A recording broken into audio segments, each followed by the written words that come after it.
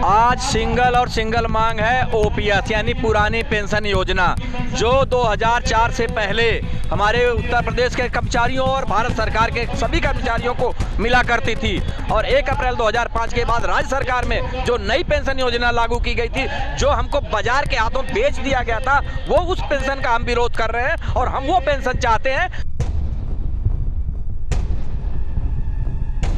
अगर मांग नहीं पूरी होती है तो सरकारी कर्मचारियों के पास बड़ा आंदोलन, जिसमें कि आम हड़ताल भी शामिल है, उसके अलावा कोई दूसरा विकल्प नहीं दिखाई देता है। अगर बोझ पड़ रहा होता तो उस समय सरकारें नहीं दे पाती हमको योजनाएं। जब हमारे देश में अनाज बाहर से मंगाया जाता था, जब हमारे देश में फैक्ट्रियां नहीं थी, आर्थिक समृद्धि नहीं थी, उस समय हमारे कर्मचारियों को पुरानी पेंशन योजना दी जा रही थी। और आज हम 5 ट्रिलियन अर्थव्यवस्था के अपने आप को कहने के सहभागी हो चुके हैं और हमें इस बार भी पुरानी पेंशन नहीं दी जा रही। और अत्याचार ये है कि हमारी पेंशन काट दी गई, जो 60 साल की उम्र तक देश की समाज की सेवा करता है वो कर्मचारी।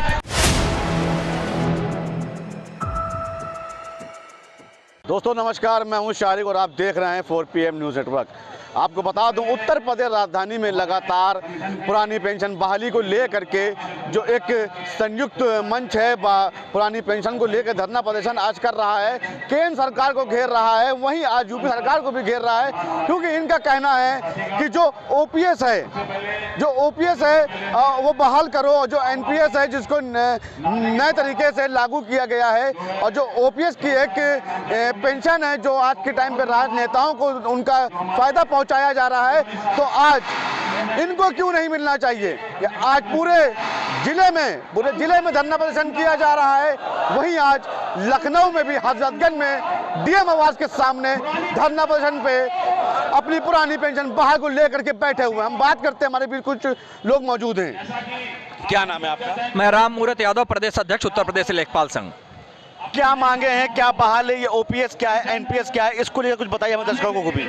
आज सिंगल मांग है ओपीएस यानी पुरानी पेंशन योजना, जो 2004 से पहले हमारे उत्तर प्रदेश के कर्मचारियों और भारत सरकार के सभी कर्मचारियों को मिला करती थी, वो योजना हम बहाल कराना चाहते हैं। 2004 के बाद 1 अप्रैल 2004 के बाद केंद्र सरकार में और 1 अप्रैल 2005 के बाद राज्य सरकार में जो नई पेंशन योजना लागू की गई थी, जो हमको बाजार के हाथों बेच दिया गया था, वो उस पेंशन का हम विरोध कर रहे हैं और हम वो पेंशन चाहते हैं जो हमारा जब देश गरीब था, जब हमारी आर्थिक व्यवस्था इतनी सुदृढ़ नहीं थी, तब हमें सरकार हमको दिया करती थी हमारे पुरानी पेंशन योजना, जो हमारे बुढ़ापे की लाठी हुआ करती थी। हम आज उसी मांग को लेकर के कर रहे हैं। और ऐसा नहीं है कि भारत पे अर्थव्यवस्था पे बोझ पड़ रहा है। अगर बोझ पड़ रहा होता तो उस समय सरकारें नहीं दे पाती हमको योजनाएं। जब हमारे देश में अनाज बाहर से मंगाया जाता था, जब हमारे देश में फैक्ट्रियां नहीं थी, आर्थिक समृद्धि नहीं थी, उस समय हमारे कर्मचारियों को पुरानी पेंशन योजना दी जा रही थी। और आज हम 5 ट्रिलियन अर्थव्यवस्था के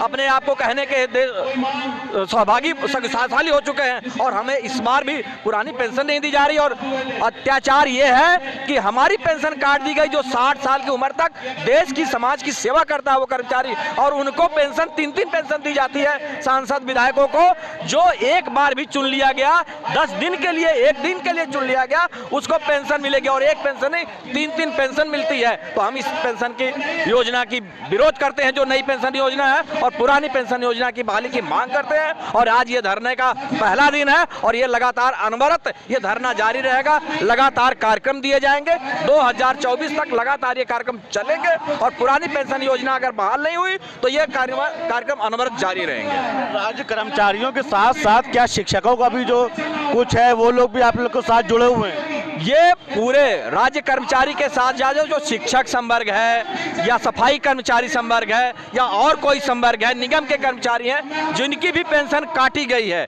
यार पुरानी पेंशन छीनी गई है, नई पेंशन जिन पे थोपी गई है, वो सब इस व्यवस्था में साथ है और इस आंदोलन के पूरी भागीदारी सुनिश्चित कर रहे हैं। केंद्र सरकार ने न्यू पेंशन स्कीम जो आप लोग के लिए बनाई थी, उस पर क्या कहना है? और जो 2005 में उत्तर प्रदेश सरकार ने बनाई गई थी, उस पर क्या कहना है? क्योंकि न्यू पेंशन स्कीम जो है उसके खिलाफ आप लोग आंदोलन उठा रहे हैं। उस पे हमारा ये कहना है कि आप ये देखिए कि हमारा पैसा लेती है सरकार और बाजार के हवाले, अडानी अंबानी के हवाले कर देती है।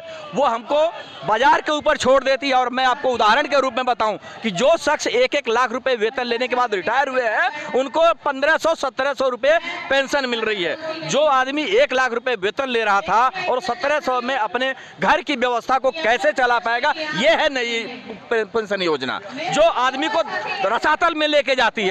वो जब तक नौकरी करता है तब तक सम्मानजनक तौर तरीके से नौकरी करता है, और जब जिस दिन रिटायर होकर नई पेंशन स्कीम के अंतर्गत आ जाता है उस दिन वो फांसी लगाने के लिए बाध्य हो जाता है। वो समाज में अपना ये अपमान झेल नहीं सकता, इसलिए वो मजबूर होकर के जहर खाने के लिए विवश हो रहा है। ओपीएस के लिए आप लोग कह रहे हैं बहाल करो। हाँ, जो पुरानी सरकार थी, जो पुरानी पेंशन हमको मिला करती थी, जो हमारा पैसा होता था वो सरकार के पास होता था, सरकार उस पैसे को लगाती थी, उस पैसे की गारंटी हुआ करती थी कि हमारी पेंशन हमको मिलेगी। आज बाजार के हवाले पे हमारा पैसा जा रहा है, उस पैसे का कोई भरोसा नहीं कि बाजार कब डूब जाएगी, हमारा पैसा कब डूब जाएगा। सरकार हमारे पैसे को बाजार में लगाने का अधिकार नहीं रखती, वो हमारे साथ अन्याय है। हमारा पैसा हमारी मर्जी से लगना चाहिए ना कि किस संस्था में लगेगा। और हमारे पैसे को सरकार कैसे अपने मर्जी से लगा सकती है? या तो हमको गारंटी देती सरकार कि हाँ आपको आधी पेंशन मिलेगी सैलरी का। अब तक ये हुआ कि अगर 1 लाख की सैलरी है तो 50,000 पेंशन मिला करती थी, अब आज 1 लाख के बजाय 1,000 से पेंशन मिल रही है। तो इस व्यवस्था का पुरजोर विरोध करता है पूरा कर्मचारी संवर्ग। चलिए, और भी लोग बैठे हुए हैं हमारे साथ, उनसे भी बात कर लेते हैं कि उनका क्या कहना है इस पे। क्या नाम है आपका? मैं R K. Pandey, northern railway men's union का मंडल मंत्री हूं लखनऊ मंडल में, और पेंशन बहाली मंच का प्रदेश संयोजक। क्या है बहाल ओपीएस बहाल करो, इसको लेकर के आप लोग लगातार धरना प्रदर्शन करते दिखाई दे रहे हैं। पूरे आज जिले में, कई जिलों में, 75 जिलों में आज जो है प्रदर्शन किया जा रहा है। अगर नहीं मांगे पूरी होती हैं आप लोग की तो आगे क्या आंदोलन जारी रहेगा? अगर मांग नहीं पूरी होती है तो सरकारी कर्मचारियों के पास बड़ा आंदोलन, जिसमें कि आम हड़ताल भी शामिल है, उसके अलावा कोई दूसरा विकल्प नहीं दिखाई देता है। अच्छा, कितने संगठन आपके साथ इस समय हैं जो एक साथ हैं, और जो शिक्षकों का मामला किया जाए या और भी ऐसे कर्मचारी हैं जो आपके साथ, राज्य कर्मचारी के साथ जुड़े हुए हैं? क्योंकि आप केंद्र सरकार को भी घेर रहे हैं और वहीं आज उत्तर प्रदेश सरकार को भी घेर रहे हैं। कुछ 2004 के बाद जो आपकी न्यू पेंशन स्कीम थी उसको लेकर के आप लोग आज विरोध प्रदर्शन कर रहे हैं। ऐसा है, केंद्र सरकार के चाहे रेलवे के साथी हों, चाहे जनगणना के साथी हों, चाहे इनकम टैक्स के हों, चाहे बीएसएनएल के हों, चाहे एमईएस के हों, चाहे पोस्टल के हों, सब इस आंदोलन में साथ हैं। और 29 राज्य सरकारों के, निगमों के, राज्य सरकार के कर्मचारी, निकायों के कर्मचारी, जिनके कुल राष्ट्रीय स्तर पर 60 से ज़्यादा श्रम संघ हैं, वह इस लड़ाई में हमारे साथ हैं। और ये संयुक्त मंच all India railway men's federation के महामंत्री कॉमरेड शिव गोपाल मिश्रा के नेतृत्व में बना है, और वो इस समय जो हमारा एक फोरम है उसकी अगुवाई भी करने का काम सारे सरकारों में कर रहा है।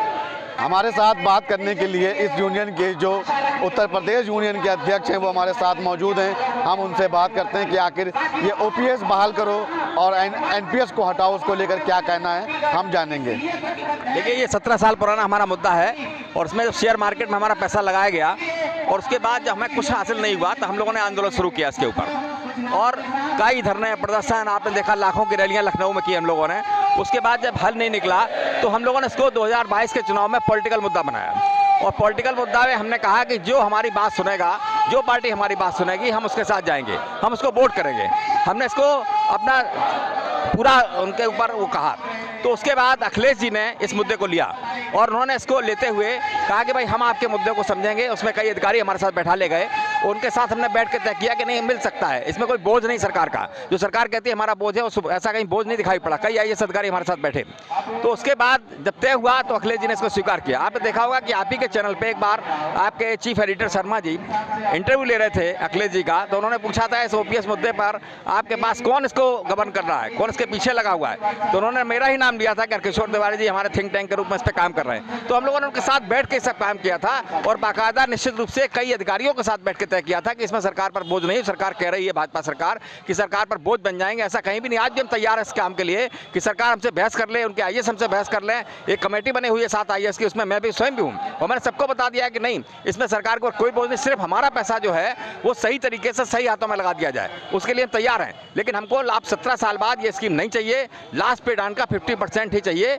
आज हम गौरवान्वित हैं कि कम से कम महाराष्ट्र में हमारे लोगों ने बड़ा आंदोलन करके भारतीय जनता पार्टी की सरकार जैसी सरकार को ये मनवाने को मजबूर कर दिया है। बाकी 5 राज्यों में लागू हो चुका है। हम भारतवर्ष में अब लड़ रहे हैं, सभी संगठनों के साथ लड़ रहे हैं, निश्चित रूप से हम इसको पाएंगे। बहुत बहुत शुक्रिया से बात करने के लिए। तो ये हमारे साथ अध्यक्ष जी थे जिन्होंने आज हवाला दिया है कि ये 2004 में के बाद जो न्यू पेंशन स्कीम केंद्र सरकार ने लागू करी थी उसके खिलाफ ये एक बड़ा आंदोलन कर रहे हैं। अगर इनकी मांग नहीं पूरी होती तो पूरे उत्तर प्रदेश में, पूरे भारतवर्ष में ऐसे ही सरकार के खिलाफ एक बड़ा आंदोलन करेंगे। मैं लखनऊ से 4 PM नेटवर्क के लिए मोहम्मद शारिक की रिपोर्ट।